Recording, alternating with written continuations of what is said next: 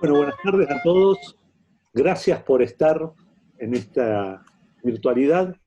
En principio quiero agradecer al Centro Cultural Roberto Fontana Rosa por invitarme a hacer esta actividad, a la Compañía de Seguros San Cristóbal por sostener el espacio, y a Florencia Bianchi porque ha sido una aliada importante en la difusión y en la construcción de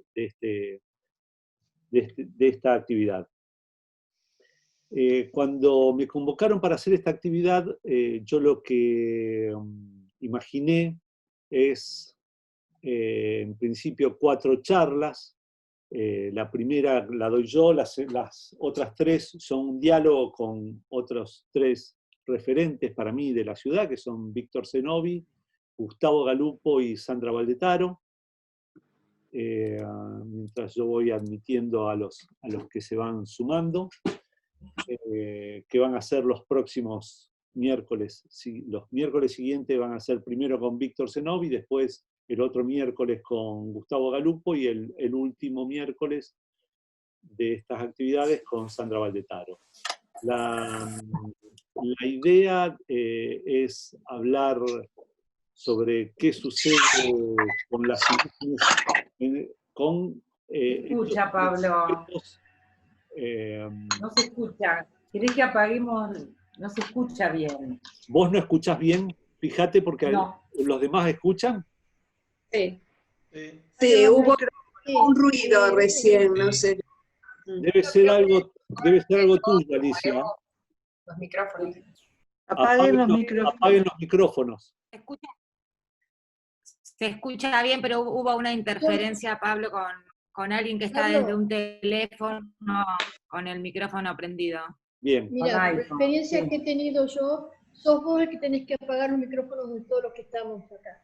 Sí, vos podés silenciarlos. Sí. Después vos, cuando uno quiere hablar, vos le avisás. Claro, para que se escuche mejor, tendrían que estar apagados los micrófonos, me parece. Ok, voy a ir silenciando todos.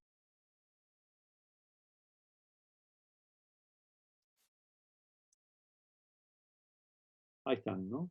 Están todos silenciados. Bien. Escuchan, ¿no? ¿Sí? Perfecto. Bien. Entonces, pensé hablar de un momento muy importante dentro del cine norteamericano, que fue la década del 70, pero circunscribirme a un hecho. Igualmente, quiero hacer algunos contextos, algunos paréntesis. Voy a ir haciendo algunos paréntesis y algunos contextos para hablar, para contextualizar esto. En 1975, Sony saca lo que se llama una casetera Betamax, que permitía grabar programas de televisión mientras uno estuviera viendo ese programa u otro programa, lo cual empieza a introducir algo que tiene que ver con el consumo cultural en el hogar, que son las videocaseteras. Entonces, este me parece un hecho crucial. El otro hecho es, en la década del 70 se da un fenómeno particular en la industria de Estados Unidos, que viene de una gran crisis, los estudios empiezan a decaer y empiezan a buscar algunos realizadores que revitalicen la cinematografía. Y les empiezan a dar ciertas libertades que durante muchísimos años no le daban a los directores. Entonces empiezan a correr esas fronteras. Esas fronteras empiezan a correr y estoy pensando en películas como Deliverance de John Boorman, El Exorcista de William Friedkin, Five Easy Pieces de Bob Rafelson, The Last Movie de Dennis Hopper, y algunas películas que a mí me resultan fantásticas de la industria en los 70, que no son de películas de grandes presupuestos, como son Vanishing Point, de Sarafian, Electra Glying Blue, del Guercio, Duelo de Spielberg, American Graffiti de Lucas y Mickey and Nicky de una directora mujer, Elaine May. Creo que ese corpus de películas que son amplísimos y podría nombrar un montón más, hablan de una renovación muy importante dentro del cine en Estados Unidos. No nombré al que va a ser el protagonista a uno de los protagonistas de esta charla, que es Francis Ford Coppola, con La Conversación, El Padrino 1 y 2. En principio, después vamos a hablar ya nos metemos de hecho en la charla, pero Coppola venía de tener un éxito tremendo con esas 3 películas, venía de ganar un Oscar con una película que él no dirigió, que fue Patton. Entonces, su estudio, que se llamaba American Zoetrope, empieza a producir no solamente sus películas, sino él tiene la fantasía de tender un puente hacia Europa y quiere producir, cuando está en medio de la producción de Apocalipsis Now, quiere producir una película y que el director de esa película, que se va a llamar Hammett, sea europeo. En principio le dice a Nicolas Roeg, un inglés, que la rechaza, también se la ofrece a François Truffaut, que también la rechaza, y lo elige a Wim Wenders, que es un director alemán, y viene de hacer El amigo americano. Entonces, ¿por qué quiero hablar de esto? Porque introducen Coppola un elemento tecnológico nuevo en la producción de las películas, que es el video. Y ahora voy a explicar por qué. Y acá se da una situación donde 2 realizadores ven en ese elemento tecnológico del video una herramienta con una utilidad opuesta uno al otro. Coppola le propone hacer Hammett a Wenders, y Wenders acepta, y la producción es extremadamente larga, se hace extremadamente larga y muy conflictiva, cambian de guionistas, cambian de actores, pero Coppola idea algo que es grabar los diálogos de toda la película con actores inclusive importantes. Recuerdo haber visto una foto donde estaba Jim Hackman, otra donde donde lo contratan al que va a ser el actor el guionista de la película Paris, Texas. Entonces, en esa situación, graban las voces y Coppola decide registrar con los dibujos de los storyboard. En la industria norteamericana se utiliza mucho lo que se llama el storyboard, que es dibujar cada toma de la película previamente para saber cómo producir esa película, qué es lo que se va a ver en cada plano, los valores del plano. Entonces decide registrar en video los planos de cada plano del storyboard y después montar los planos con las voces y hacer como una visión previa de toda la película sin haber producido la película. Eso a Wenders le parecía un horror. Para que tengan idea, Wenders hasta ese momento, la mayoría de sus películas, los diálogos y las secuencias que grababa el día previo, él se ponía a escribir lo que iba a grabar el día posterior. Esa noche escribía, por lo general, los diálogos que se iban a tener que interpretar los actores el día posterior. Entonces, ese formato de rodaje, de ver una película sin verla, pero ver esos dibujos con esos diálogos, a Wenders le parecía un horror. Y fundamentalmente creo que ahí empiezan a chocar los dos directores, porque son dos formatos de encarar una película totalmente distintos. O sea, Coppola pensaba que tenía esta idea de, por decirlo de alguna manera, el control total de una película, el control previo total de una película, y Wenders tenía un formato que tenía que ver con, esperen que voy a apagar los micrófonos estos, un formato donde él se dejaba, por decirlo de alguna manera, se dejaba absorber por el paisaje y los sujetos en el día de rodaje. Y a partir de ahí podía construir y podía armar el plano, la escena, la película. Entonces, en ese caso, en esa situación, había algo del azar que funcionaba mucho más en Wenders que en Coppola. No estoy no estoy haciendo un juicio de valor, porque creo que Coppola es un extraordinario director y Wenders también. Entonces, lo que sí me parece interesante es cómo un elemento tecnológico como es el video se usa en forma diametralmente opuesta por un director y por otro.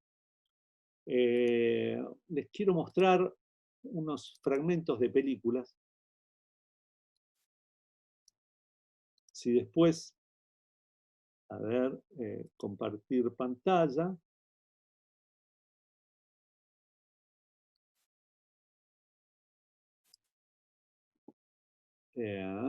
Entonces,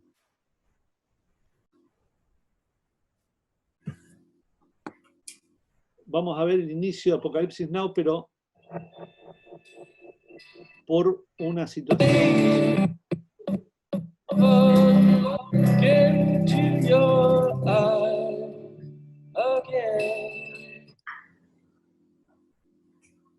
Le bajo el sonido. Fíjense las sobreimpresiones.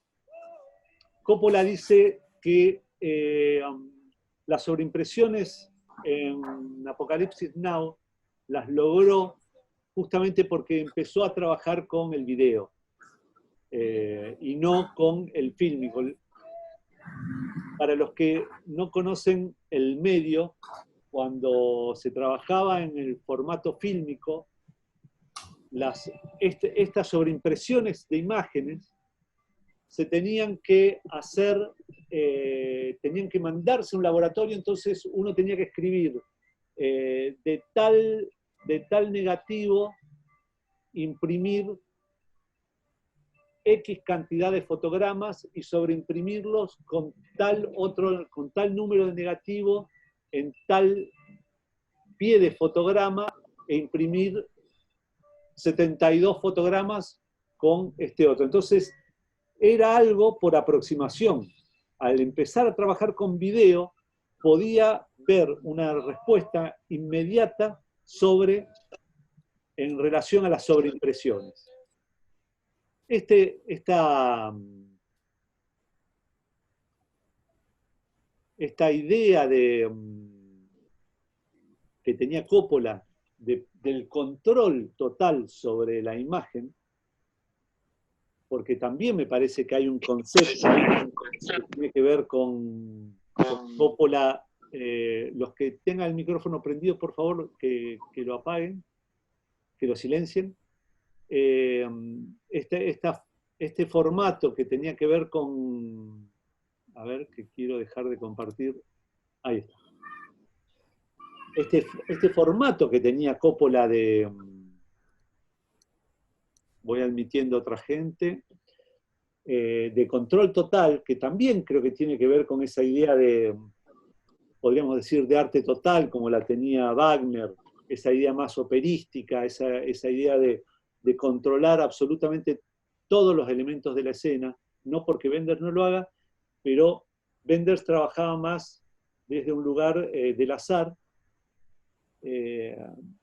y empieza a descubrir en el video una posibilidad de un registro distinto al del cine. Justamente contrario a lo que pensaba Coppola. Entonces, hay una película, hay varias películas, pero él, mientras está en ese proceso de producción que lleva muchos años en relación a Hammett, él ya tenía una amistad previa con un director, con dos directores norteamericanos que actúan justamente en El Amigo Americano, pero uno de ellos es Nicolas Ray. Nicolas Ray, un director que hizo, entre otras, Rebelde sin Causa, hizo 55 días en Pekín, realizó, si mal no recuerdo, El Manto Sagrado también.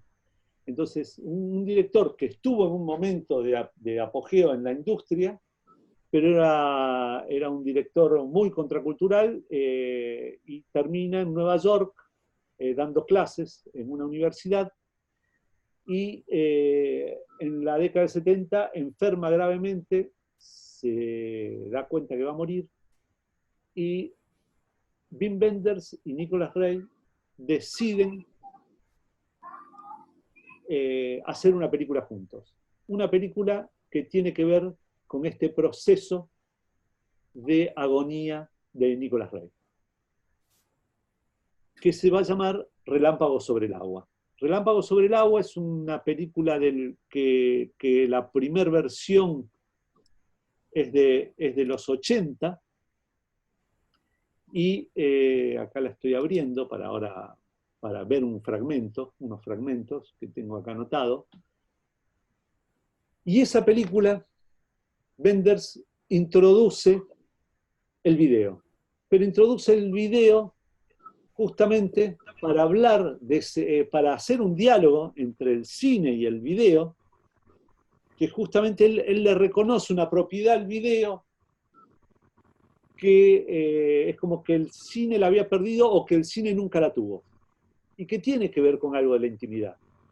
Justamente el video, ese video hogareño, ese video que puede ser, una vez que es registrado el momento, puede ser visto en forma inmediata, Wenders le encuentra esa propiedad fantástica, que es la de podríamos decir, de una nueva realidad.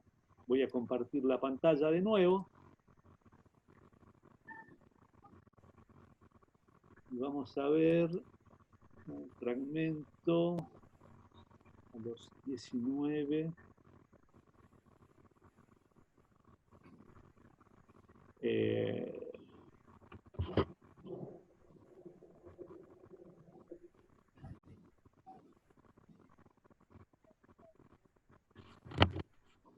Acá Nicolas Ray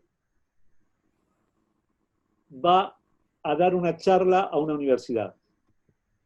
Y constantemente está este juego entre la cámara de video y la película. Inclusive la cámara de video se ven los cortes, se ve una cámara más imprecisa que la cámara de cine. Y esto a Wenders le fascina y le atrae mucho.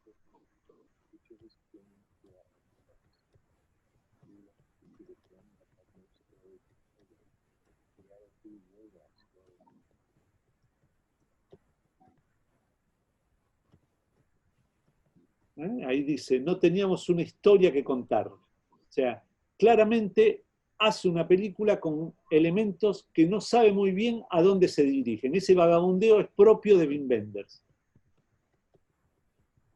Vamos a ir a otro momento. Pasan una película de Nicholas Ray, que es The Last Man.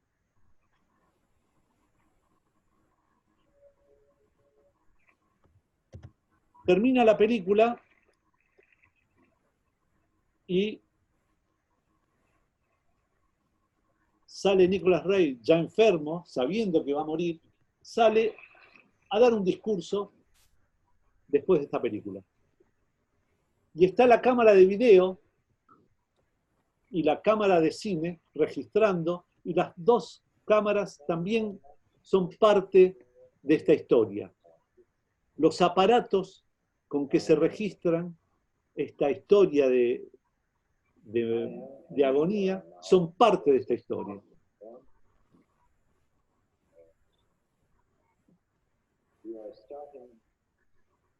This film of ours with about the same amount of head start that we had on The Lusty Men.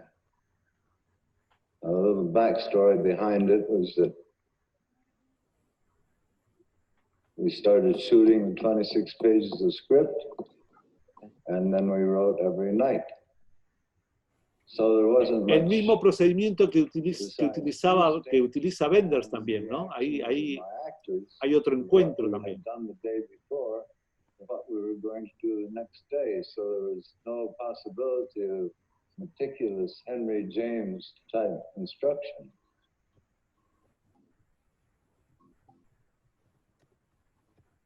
The closer I get to my ending, the closer I am getting to rewriting my beginning. And certainly by the end, by the last page, the climax has reconditioned the opening, and the opening usually changes. However, this film is not a Western. This film is really a film about people who want to own a home of their own. That was the great American search at the time this film was made. I've gone through all the social roles in Washington that asked for that kind of data. And what is your principal drive in life? And over 90% was to own a home of my own. Se ve el cambio de chasis en las películas. And that's what this is all about. O sea, constantemente están los dispositivos dentro de la historia.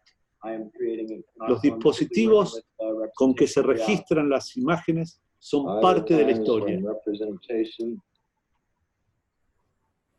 Voy a ir a uno más.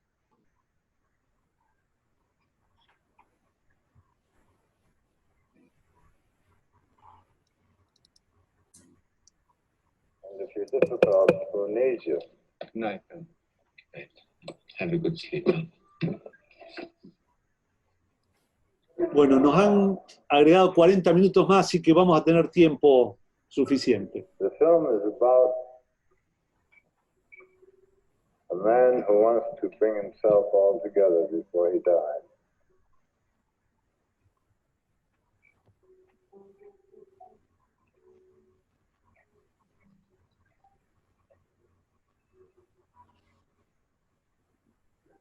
A regaining of self-esteem. Esta imagen pastosa, no tan definida como la del cine.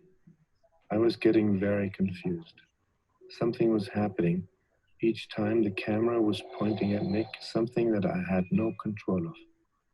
It wasn't the camera itself. It was looking at Nick through the viewfinder. Like a very precise instrument, the camera showed clearly and mercilessly that his time was running out. No, you couldn't really see it with your bare eyes. There was always hope, but not in the camera. I didn't know how to take it. I was terrified. Bien. Lo que él no puede controlar, justamente él lo que está diciendo A ver, ¿cómo es esto?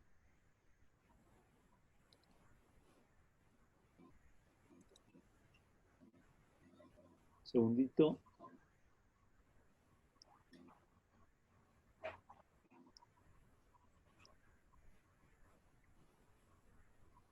Quiero dejar de compartir la pantalla. Ahí está. Bien.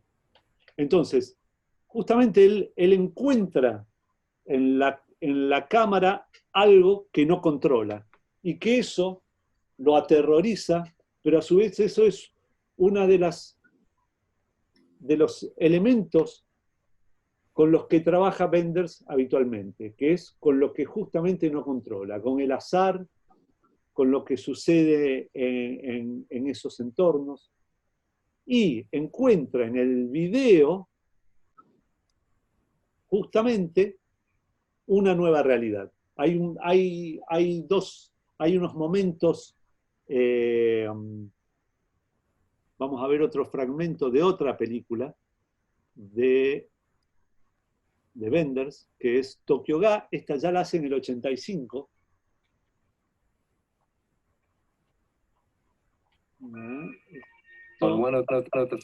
Tokyo Ga es acerca, él va a Japón a buscar, quiere saber más sobre un director de cine que él admira, que es Yasuhiro Ozu. Él siente que Ozu habló de ese Japón que se iba perdiendo.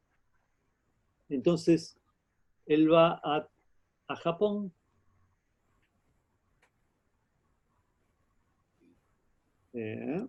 Por acá estamos. Voy a compartir la imagen. Compartir pantalla. Ahí estamos.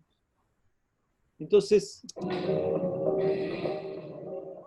fíjense que acá hay dos imágenes, una pantalla dentro de otra pantalla. Ya después vamos a hacer una genealogía y vamos a mostrar una película de Nicholas Ray de los 70, principios de los 70, donde esto ya empieza a aparecer. Y cómo Nicholas Ray influencia no solamente a Wenders, sino a Godard y a un montón de cine. Entonces, acá está, por un lado, la imagen fílmica y la imagen en video. Esto vuelve e insiste con esta idea de este diálogo entre el video y el cine. Constantemente insiste en esto, en los soportes, en el diálogo entre los soportes. The more the reality of Tokyo struck me as a torrent of impersonal, unkind, threatening, yes, even inhuman images, the greater and more powerful became in my mind the images of the loving and ordered world, the mythical city of Tokyo that I knew from the films of Yasuhiro Ozu. Perhaps that was what no longer existed. A view which still could achieve order in a world out of order. A view which could still render the world transparent.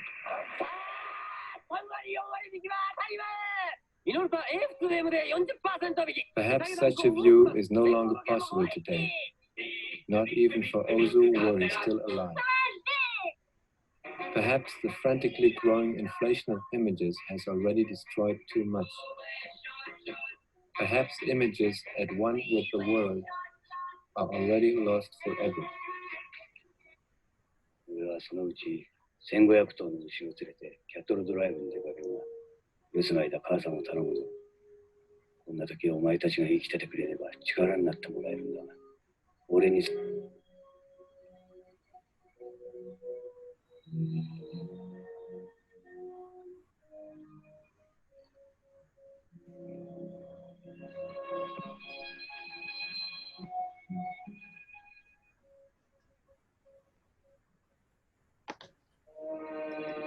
When John Wayne left, it wasn't the stars and stripes that appeared, but rather the red ball of the Japanese flag.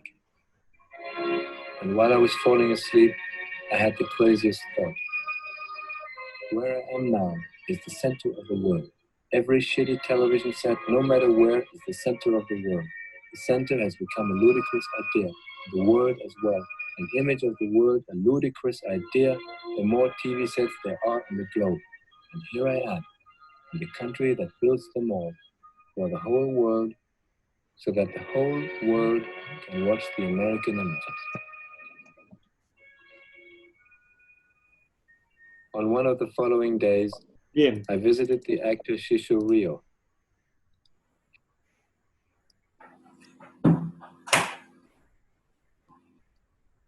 Bien. Entonces, a ver, retomando un segundito que me quedé leyendo los subtítulos y me perdí. Bueno, entonces tenemos Relámpago sobre el agua, tenemos Tokyo Ga,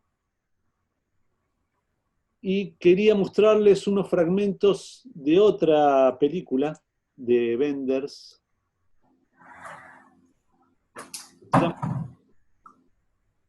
Apuntes de vestimentas y ciudades. Por favor, que apaguen los mic. Gracias. El minuto 1.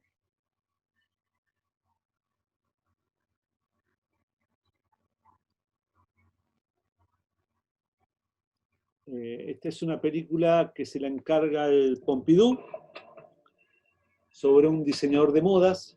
Fíjense, ya empieza con los píxeles. Wherever you live, you do whatever work you do, you talk however you talk, you eat whatever you eat, you wear whatever clothes you wear, you look at whatever images you see. You're living however you can. You are whoever you are. Identity of a person, of a thing, of a place. Identity. The word itself gives me shivers. It rings of calm, comfort, contentedness. What is it, identity? To know where you belong, to know your self-worth, to know who you are. How do you recognize identity? We're creating an image of ourselves. We are attempting to resemble this image. Is that what we call identity? The accord between the image we have created of ourselves and ourselves? Just who is that, ourselves? We live in the cities live in us. Time passes. We move from one city to another, from one country to another. We change languages, we change habits, we change opinions, we change clothes, we change everything. Everything changes and fast. Images, above all, change faster and faster, and they have been multiplying at a hellish rate ever since the explosion that unleashed the electronic images. The very images which are now replacing photography. We have learned to trust the photographic image. Can we trust the electronic image? With painting, everything was simple. The original was unique, and each copy was a copy, a forgery. With photography and then film, it began to get complicated. The original was a negative. Without a print, it did not exist, just the opposite. Each copy was the original. But now, with the electronic image and soon the digital, there is no more negative and no more positive. The very notion of the original is obsolete. Everything is copy. All distinctions have become arbitrary. De nuevo una pantalla No dentro de otra wonder the idea pantalla. of identity finds itself in such a feeble state. Identity is out of fashion. Exactly. Then, what is in vogue, if not fashion itself? Bien.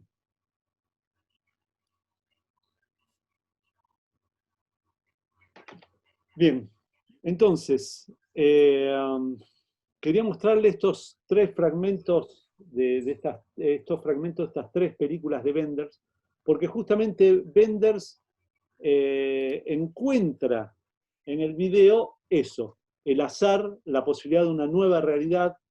En Tokyo Ga hay un momento maravilloso, precioso, que él va a una sala de juegos, creo que se les llama pachinko, son unos juegos que hay en Japón, y va con la cámara de cine y al otro día va con la cámara de video. Y resulta que él encuentra en esa experiencia de ir con la cámara de cine y la cámara de video algo fascinante, que es, él dice, cuando yo voy con la cámara de cine, todos se sentían intimidados, porque yo estaba con una cámara de cine, como que era algo, como que era un bien importante, ¿no? Cuando al otro día va con la cámara de video, nadie le presta importancia, porque la cámara de video está asociado a lo cotidiano de cada uno. Entonces, no les parecía algo importante o que tenían que ponerse en una determinada pose para salir. Lo cual, vuelvo a lo mismo, vuelvo a este formato del cine y el video, y cómo el video empezó a encontrar una nueva realidad que el cine no se la daba.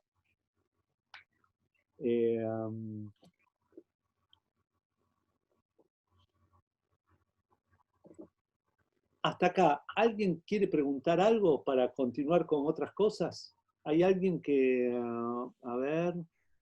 Pablo, una consulta. La Sí. última peli que mostraste, ¿cómo se llamaba? Apuntes sobre vestimentas y ciudades. Ah, ahí va. Gracias. De nada. Yo quería hacer una pregunta. Sí, cómo no. No sé, digamos, si no entendí mal, quisiera comprender mejor cuál es ese valor nuevo que encuentra Wenders en el video, digamos, más allá de esa intimidad que tiene diferente a una cámara de cine y de esa posibilidad nueva de, por ejemplo, filmar pantallas dentro de pantallas. Sí. ¿Hay algo más profundo que se me está escapando que puedas decir sobre eso? Bueno, no sé si algo más profundo, pero sí esta posibilidad. Él, cuando va a filmar Apuntes sobre vestimentas y ciudades, él lleva una cámara de cine de la Segunda Guerra Mundial. Él dice, llevo esta cámara porque la puedo manejar yo solo, pero lo que me permite el video es que yo puedo estar solo en un lugar. Cuando yo estoy trabajando en cine, necesito a alguien que me cargue el chasis. ¿Vieron cuando en Relámpago sobre el agua muestra que cambian, le dan un chasis? El chasis es donde va la película, y cada 10 minutos, depende, hay chasis de 3 minutos y de 10, pero cada 3 minutos, cada 10 minutos había que cambiar el chasis. Entonces, si uno estaba filmando solo, era el proceso de un rodaje, de una película hecha en cine, implicaba un equipo mayor, implicaba que hubiera varias personas cumpliendo diferentes roles.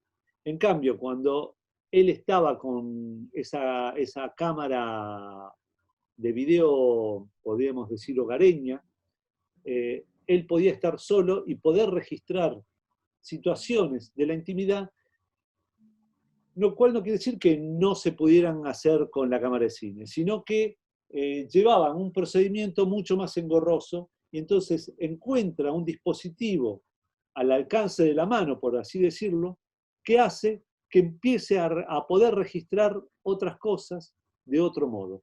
Inclusive para el que está siendo filmado, esta anécdota que yo cuento cuando va a la sala de juego, el que está siendo filmado por una cámara de video, no siente el peso específico de está siendo registrado en una cámara fílmico que tiene algo más, un peso, podríamos decir, para la posteridad mayor, ¿no? Hoy todos filmamos con un celular y en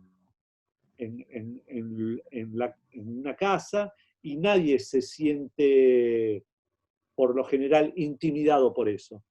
Ese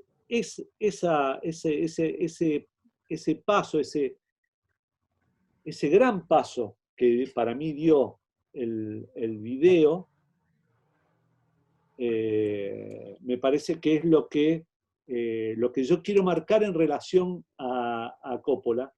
Y vuelvo a insistir, no desde un lugar moral, me parece que lo que Coppola hace es fascinante, pero como una herramienta es podido usar con con un objetivo y con el contrario, ¿no? O con el control total o con la falta, justamente con la falta de control, en buscar el azar en los momentos. Es de eso que viene el aparato de video. Me parece que ahí, en ese encuentro entre Coppola y Wenders, se da ese choque justamente por las diferentes concepciones de pensar una obra, ¿no? Es por eso. Un poco, Daniel, ¿se aclaró eso? Sí, por supuesto. Bien. Creo que también se me ocurre lo último que decía en la documental sobre diarios, el apunte sobre ¿cómo es? Sobre vestimentas y ciudades. Cómo también cambia la concepción de la imagen y de nuestra propia identidad y nuestra relación con todo ese mundo. Sí. Calculo que... Sí. Creo que quiero mostrarle algo de la genealogía de todo esto. Vamos a ir para atrás de nuevo. Vamos a ir a una película que es de Nicholas Ray y que tiene que ver, esta película la presenta por primera vez en el Festival de Cannes en el 73 e influye mucho en Jean-Luc Godard. Jean-Luc Godard, hay varios críticos que dicen que Godard fue influenciado por esta película para hacer una película en 1975. Pero quiero compartir pantalla. ¿Está? Y vamos...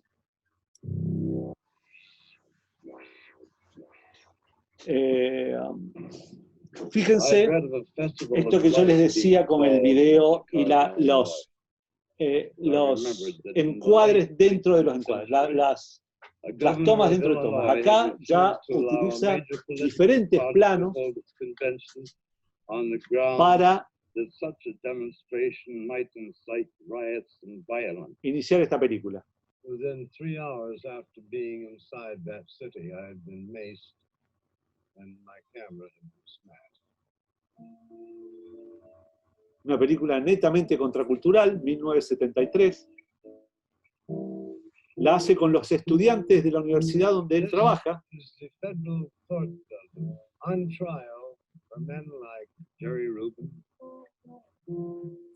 Y la hace en fílmico y en video. Entonces, este es un gran antecedente para los directores. Es una gran influencia de un director, ya digo, que trabajó en la industria de Hollywood. They heard that Fred Hampton had been murdered in one of the most shameful ambushes ever perpetrated on any good people in the United States. Y trabajó con diferentes formatos, 8, Super 8, 16, Super 16, 35, video. Hey, schmuck, what made you think of growing a beard? Charlton Heston, playing Moses. Fortunately, I was offered a job in an upstate New York university. And I decided I'd buy a crooked cane, grow a goatee, wear a crooked smile, and impress them with my rhetoric, rebellion, and ponderosity. What was the first traumatic experience you recall? What I remember most is the night of the Bay of Pigs. John Kennedy's eyeballs must have been hanging down to his chin. I ran to the telephone after he talked. I remember. Estas imágenes en video, coloreadas. Ahora, what are you talking about? You're only 8 years old. Nicholas Ray le presta Nanjun Pike lo que en ese momento se llamaba un sintetizador de video. Y entonces trabaja coloreando imágenes. Fíjense esto. La película se llama No podemos volver a casa. Y está esta idea de los colores, de alterar los colores. Y del formato de la multipantalla.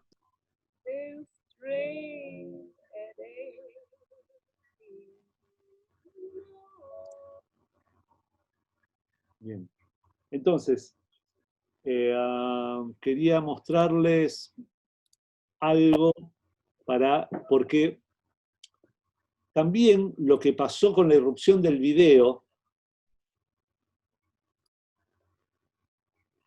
es que el video tuvo el problema de identidad. ¿Qué es el video? ¿Qué era el video? Siempre siento que estuvo pidiendo permiso para que lo aceptaran como medio. La mayoría de los cineastas lo pensaban siempre como un paso hacia el cine, como si el video fuera algo menor, que no tuviera que no tenía el peso que tenía. Hola. ¿Están bien? ¿Se cortó la comunicación? Bien. Entonces, el video siempre estuvo pidiendo permiso. En nuestro país siempre estuvo pidiendo permiso el video. Hubo una experiencia muy interesante de una película en los 80, ahora estoy recordando esto, que es, yo diría que es una de las películas paradigmáticas de los 80 en Argentina, que se llama Juan como si nada hubiera sucedido, de Carlos Echeverría. Carlos hace una película donde justamente trabaja el cine y el video, y las dos cámaras responden a una lógica distinta. La cámara de video responde más a una lógica de poder desarmar, tiene que ver con el único desaparecido que hubo en la dictadura en Bariloche, y el video funciona como el aparato que viene a desarmar el discurso de agentes de inteligencia, de militares, justamente porque los militares consideran que lo importante era lo que se filmaba en la cámara de cine, no la cámara de video que estaba muchas veces a su lado y que era algo que no llegaba a comprender bien qué pasaba con eso, o directamente estaba oculta. Pero esa cámara de video venía justamente a desarmar ese discurso y ahí aparecen momentos de una gran verdad de militares, en un momento en que ellos se sentían tranquilos sabiendo que no iban a ser juzgados, y entonces responden abiertamente sobre el destino de ese desaparecido. Entonces, el video, vuelvo a lo mismo, el video tiene un problema de identidad, pide permiso como para expresarse, para encontrar un formato, para encontrar una forma de que sea aceptado, pero ya tuvo ejemplos en los 70, inclusive en los 60, con los Bazooka, Nam June Paik, en los 70 con Martha Rosler. Quiero mostrar algunos fragmentitos de trabajos en video. Primero, a ver cómo vamos. Empezamos a las 5. Tengo miedo que se termine. Vamos a mostrar algo de Peter Campus. Compartir pantalla. ¿Estamos? Peter Campus hace este video que se llama Tres transiciones, y justamente trabaja con esta idea de atravesar la pantalla, de cortarla y de mostrar estas dos realidades, ¿no? La espalda y el frente. Algo que nosotros nunca podemos ver de nosotros mismos, que es la espalda, sino a través de un medio de registro. Entonces son diferentes formas que encontraron en el video, que encontraron realizadores para registrar a través del video. Esto es de los 70.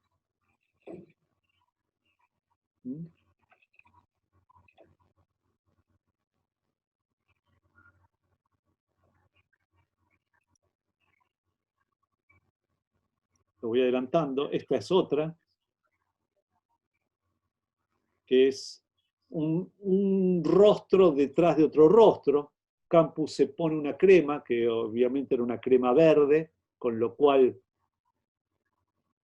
trabajaba una incrustación sobre su mismo rostro. Lo voy adelantando porque tengo miedo de que se termine.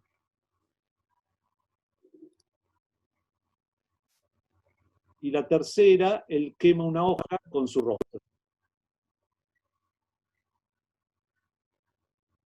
El rostro como un espejo, pero a su vez como una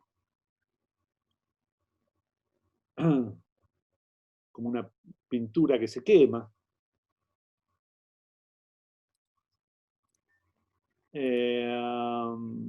Les quiero mostrar algo de una... Esto es de los 80. Una realizadora norteamericana de 16 años, Sadie Benning, una gran realizadora, que trabaja con una cámara de juguete.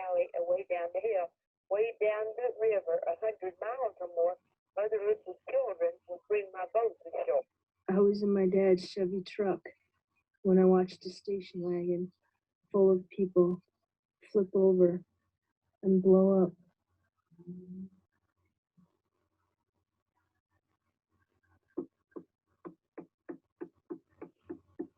Y ella filma todo lo que hace, lo hace dentro de su habitación. That can happen to anyone. Con eso construye el mundo. On a hot, humid day in July 1979, a woman walking along Niski Lake Road in southwest Atlanta spotted a human leg on the ground.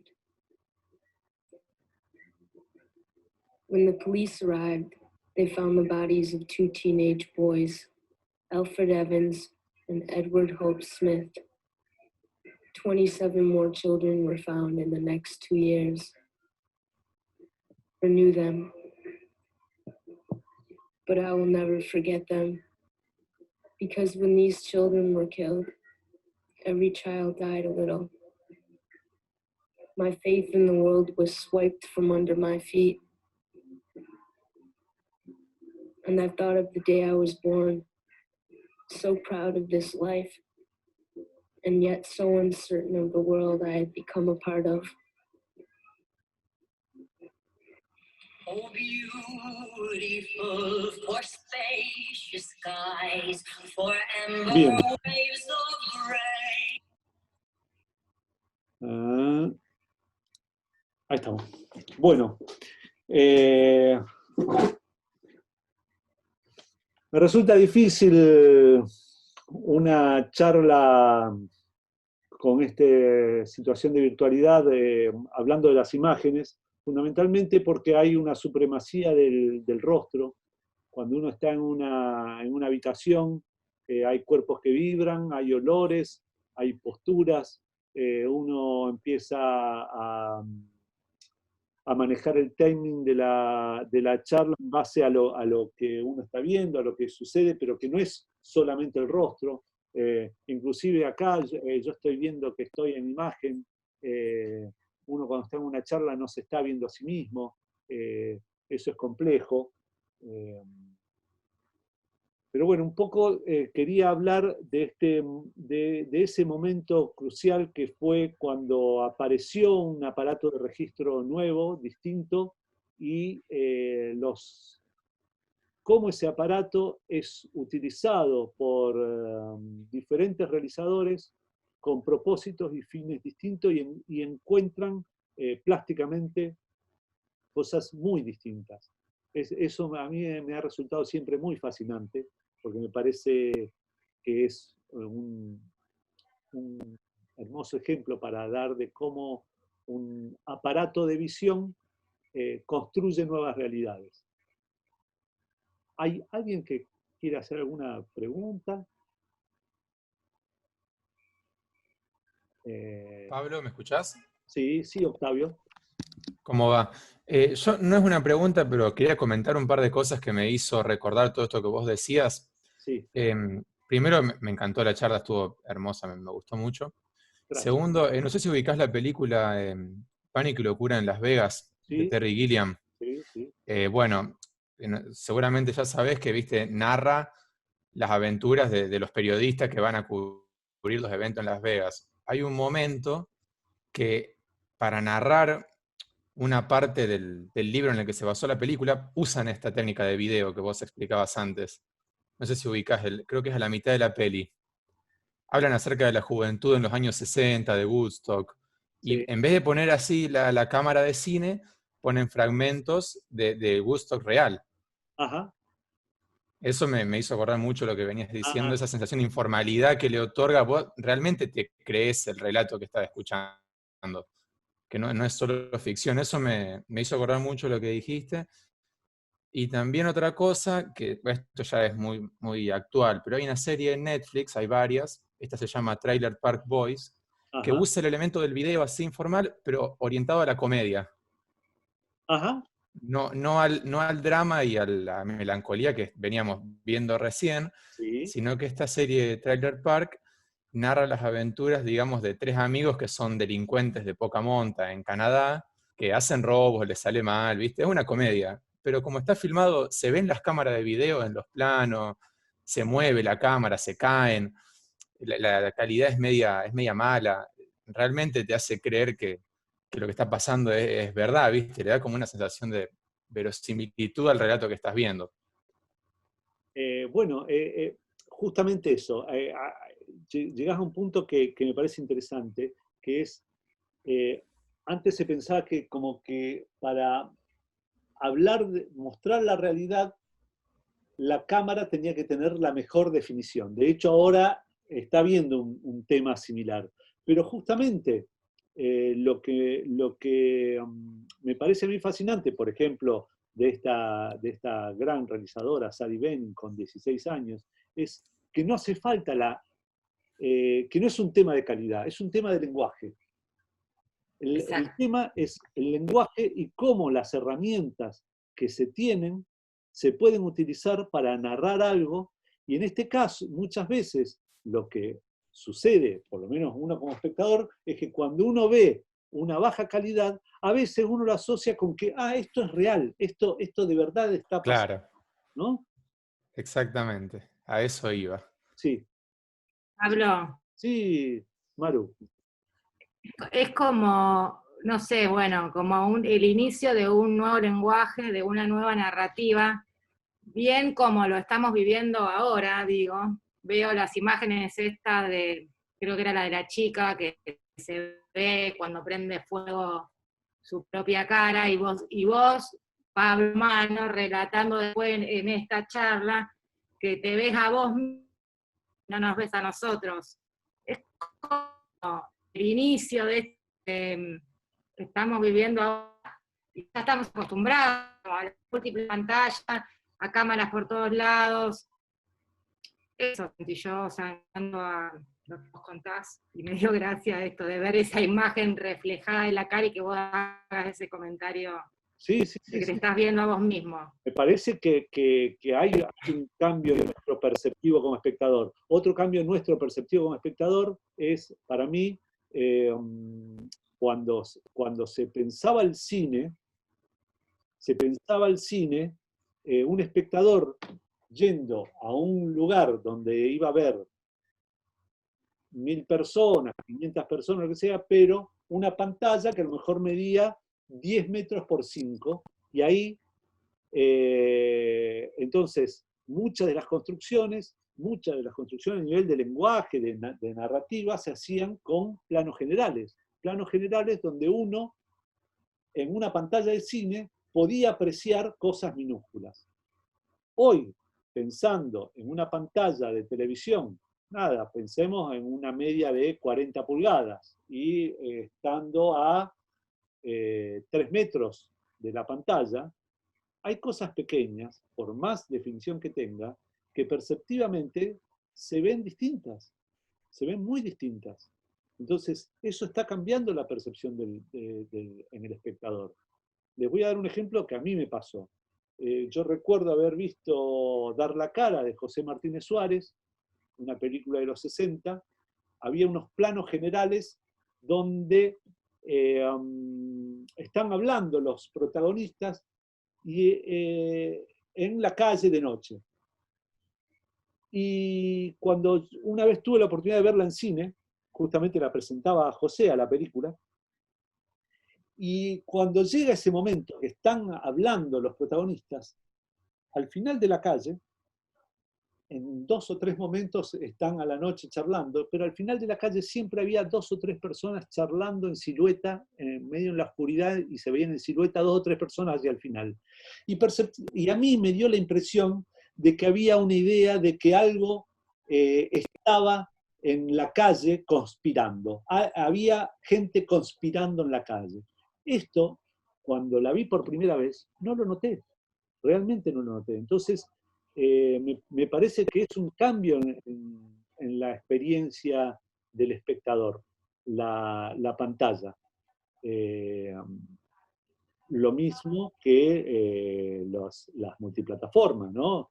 Cómo a uno le van apareciendo lo que le sugiere ver, ¿no? Este cambio también de elecciones. Uno antes, podemos decir, antes iba a un videoclub y se tenía que enfrentar a una serie de cajas e ir viendo cómo elegir qué película consumir.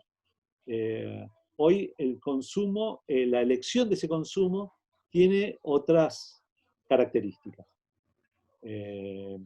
Yo no sé si, yo no me animo hoy a decir ni malas ni buenas. Sí hay creo que hay elecciones que se han achicado, la posibilidad de elecciones se han achicado. Pero bueno, me parece que estamos ante cambios muy importantes a nivel de perceptivos. ¿Hay algo más que quieran decir? Yo mostraría más cosas, pero no sé si sería enturbiar la charla, pero... Pablo. Sí, Daniel. Yo quería sumar 2 preguntas breves y un comentario. El comentario es que te fijes en el chat, porque han hecho algunas preguntas también para que contestes.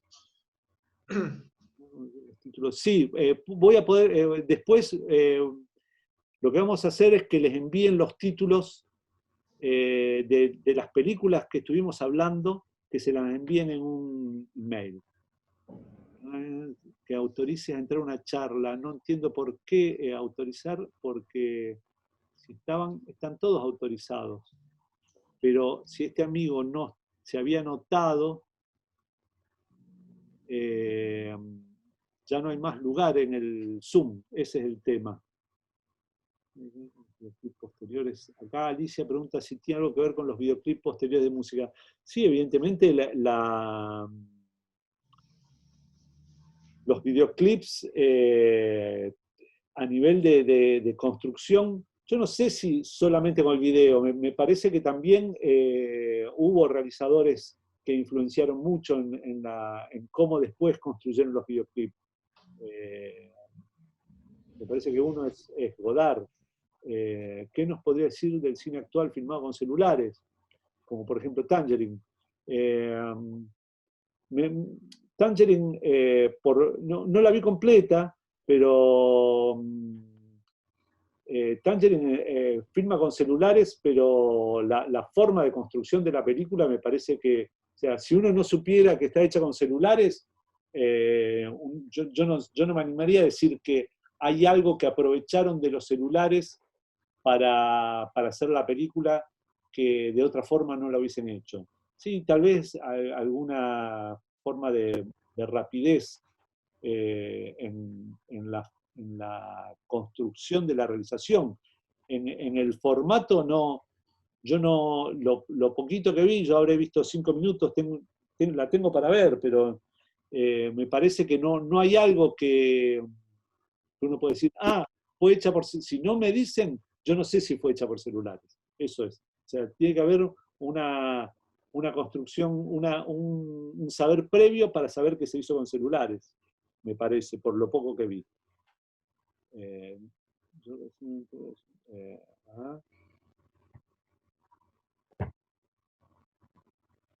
Bien.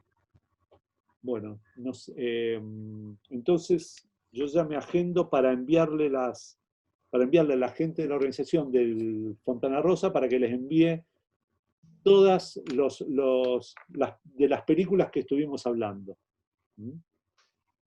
¿Te puedo hacer, Pablo, las preguntas? Sí, breves. Por favor, sí.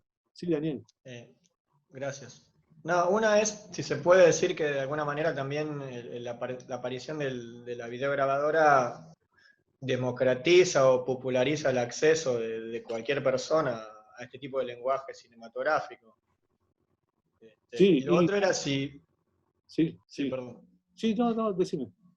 No, y lo otro era si podías, porque no me quedó muy claro en el caso de Coppola, cuál es el uso, la utilidad que le encuentra a este recurso, a diferencia de Wenders y los otros realizadores que mostraste.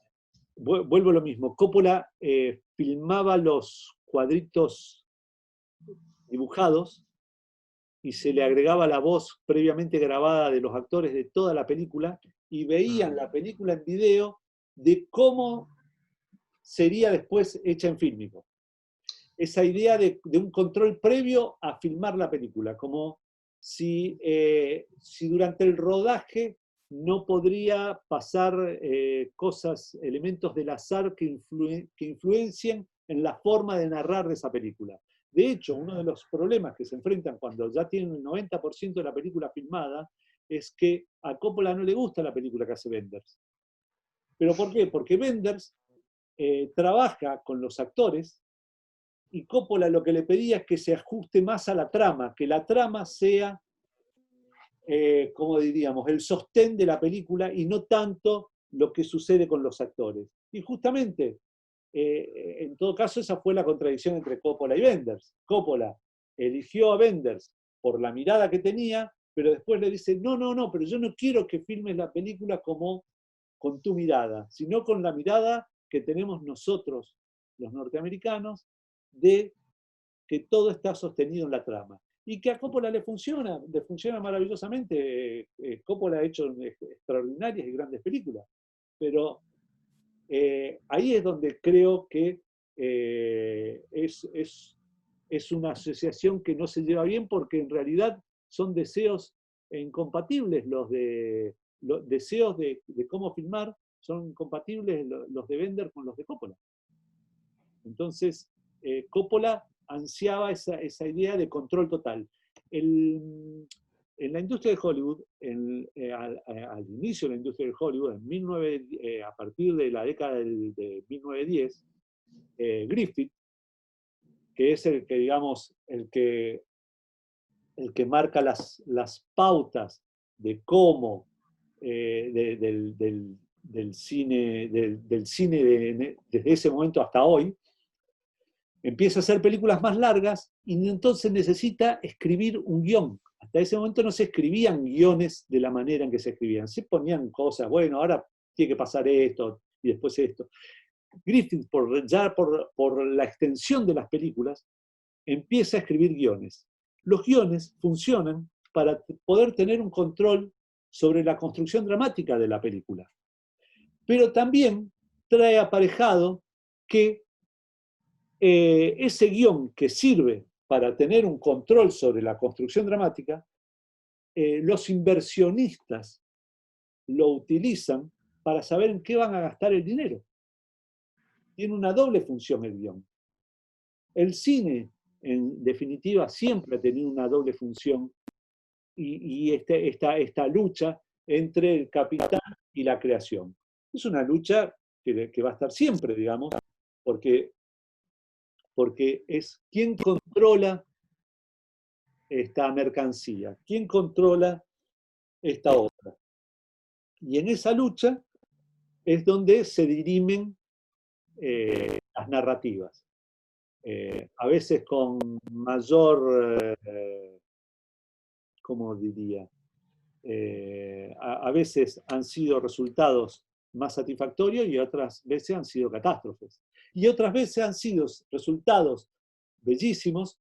Esta década del 70 en Estados Unidos para mí se clausura con dos películas, que es One from the Heart, de Coppola, que se estrena en el 81, que es una catástrofe económica para Coppola, y tiene que su estudio, Zoetrope, entra en quiebra, y él tiene que empezar a filmar como empleado, digamos, dirigiendo películas, pero contratado, y hace grandes películas también. Y la otra película es Las Puertas del Cielo, que es de Michael Cimino. Michael Cimino venía a hacer una película ganadora de Oscar, una película que le fue súper bien, que era el cazador de Deer Hunter, con Robert De Niro, entre otros, Meryl Streep. Y esa película, el estudio le da carta blanca para hacer otra película, que es Las Puertas del Cielo, que es una película tremenda, tremenda, de una belleza extraordinaria. Pero claro, el estudio, que era Artistas Unidos, estudio fundado por Chaplin y Griffith y Douglas Fairbanks, entre otros, entra en quiebra.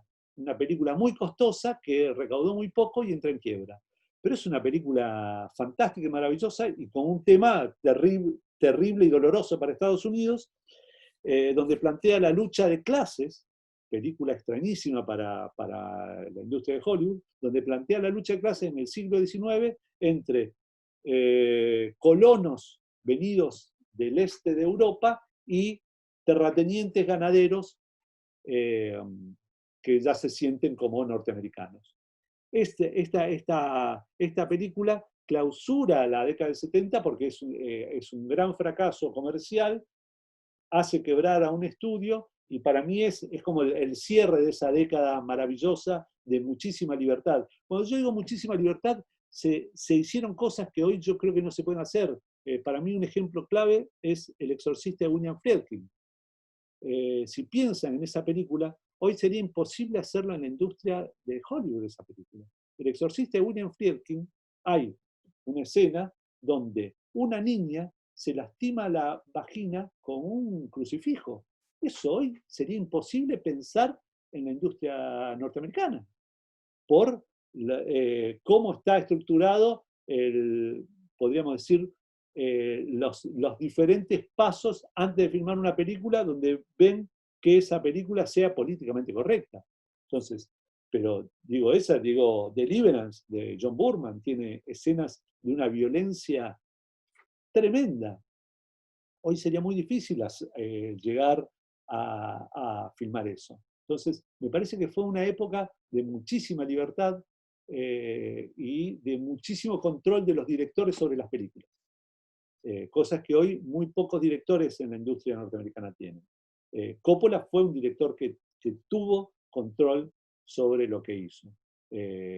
Pensando en El Padrino, las cosas que Coppola quiso hacer, que por ahí no se lo permitía el estudio, pero por esa libertad que había pudo llegar a hacerlas. Quiero pensar en otros ejemplos, pero corrieron muchas fronteras, muchísimas fronteras en los 70. Y el video vino a traer eso, vino a traer una nueva realidad.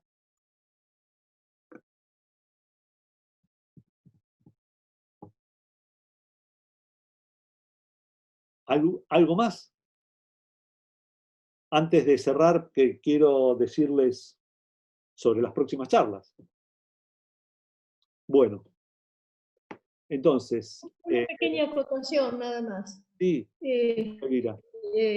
La escena de la ruptura de la pantalla, sí, que abre una adelante y una atrás,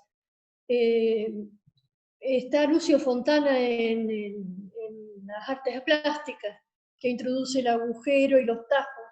Sí.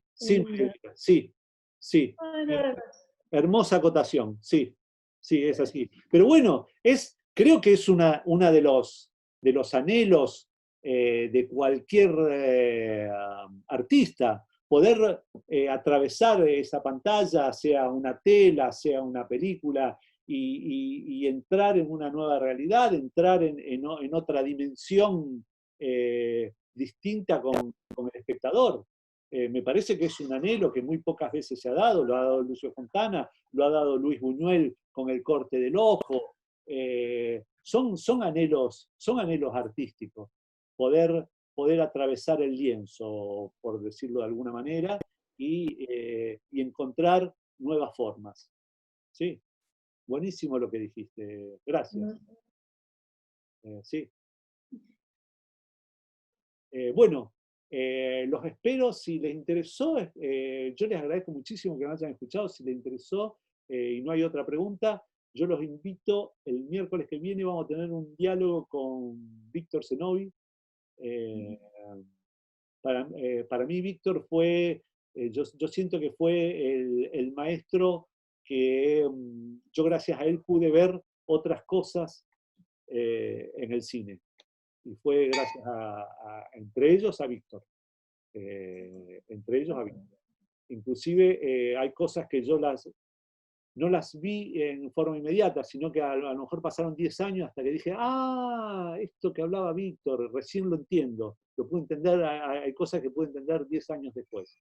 Pero Víctor para mí me parece un gran maestro mío y me parece que puede aportar algo a esto de lo que le vamos a llamar la conspiración de las imágenes.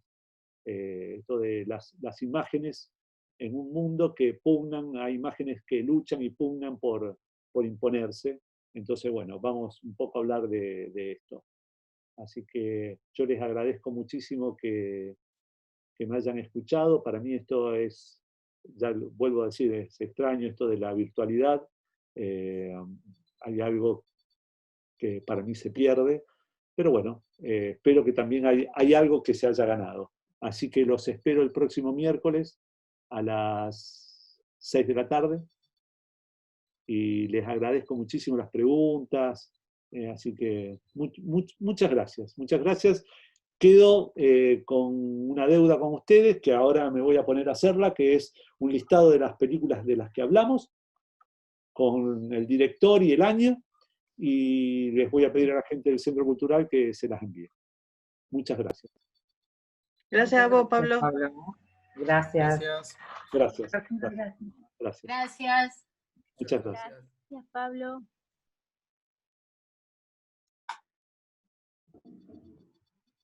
Chao, gracias.